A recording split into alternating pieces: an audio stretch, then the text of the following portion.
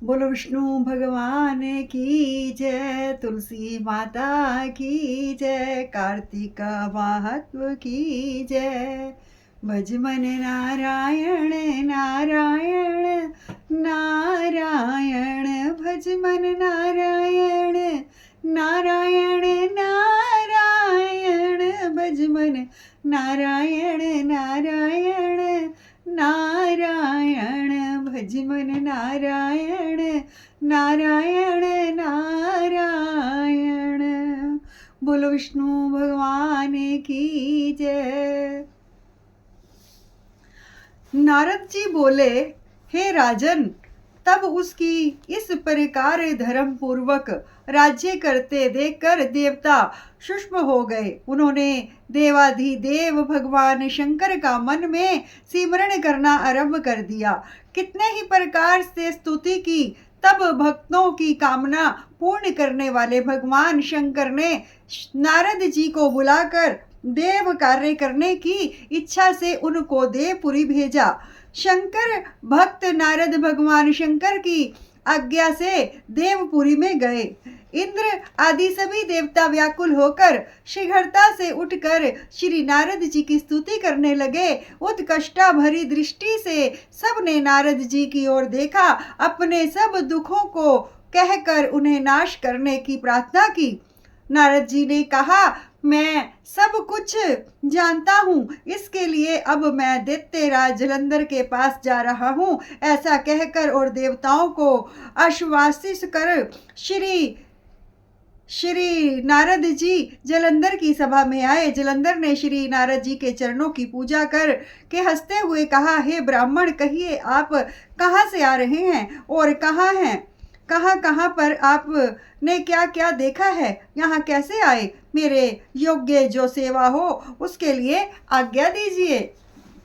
जलंधर के इस प्रकार के वचन सुनकर श्री नारद जी प्रसन्न होकर बोले, हे दानवराज महाबुद्धिमान जलंधर, तुम धन्य हो, क्योंकि इस समय सब रत्नों के भोक्ता एक तुम ही हो। हे दैत्य श्रेष्ठ, अब आप मेरे आगमन का कारण सुनिए कि मैं जिसके लिए मैं आज यहाँ आया हूँ। हे दैत्यराज, मैं स्वेच्छा से कैलाश पर्वत गया था, जहाँ 10,000 योजनाओं में कल्प वृक्ष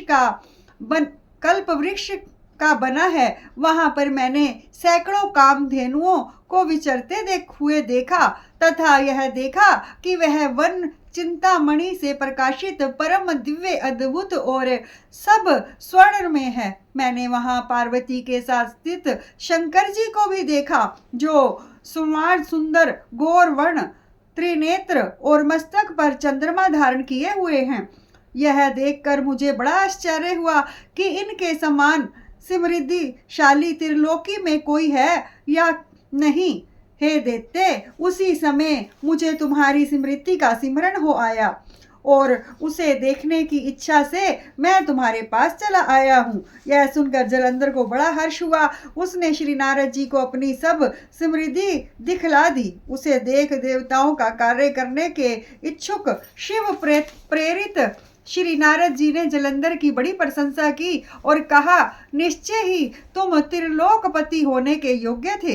तुम्हारे लिए ऐसा होना कोई विचित्र बात नहीं है। मैं देखता हूँ कि और तो तुम्हारे पास सब कुछ है और किसी बात की कमी नहीं है। ऐरावत तुम्हारे पास है, उच्च शवा घोड़ा तुम्हारे पास है, कल्प वृक्ष और कुबेर की निधि तुम्हारे घर है, मणियों और रत्नों के ढेर भी तुम्हारे यहाँ लगे हुए हैं, ब्रह्मा जी का हंस युक्त विमान भी तुम्हारे पास है, और धूलोक पाताल और पृथ्वी पर जितने भी रत्न आदि हैं सब तुम्हारे ही तो हैं। मैं तुम्हारे इस प्रकार के सब रत्न आदि ऐश्वर्यों को देखकर बड़ा प्रसन्न हूँ, परंतु तुम्हारे पास कोई स्त्री रत्न नहीं है। उसके बिना तुम्हारा यह सब वैभव फीका है। तुम कोई स्त्री रत्न ग्रहण करो। नारद जी के इस प्रकार के वचन सुनकर दैत्यराज काम के व्याकुल हो गया।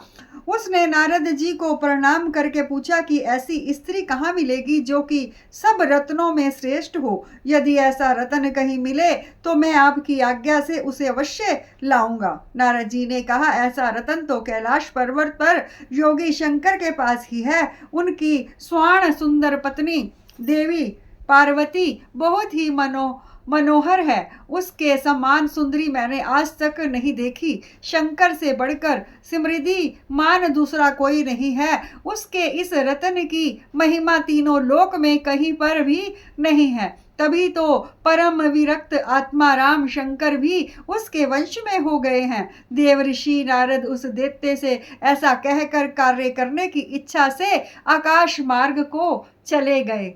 बोलो विष्णु भगवान की जय। कार्तिक महात्मा की जय। तुलसी माता की जय। भज मन नारायण नारायण नारायण। भज मन नारायण नारायण नारायण। अंग संग नारायण नारायण नारायण। भज मन नारायण नारायण नारायण। बोलो कार्तिक महात्मा की जय।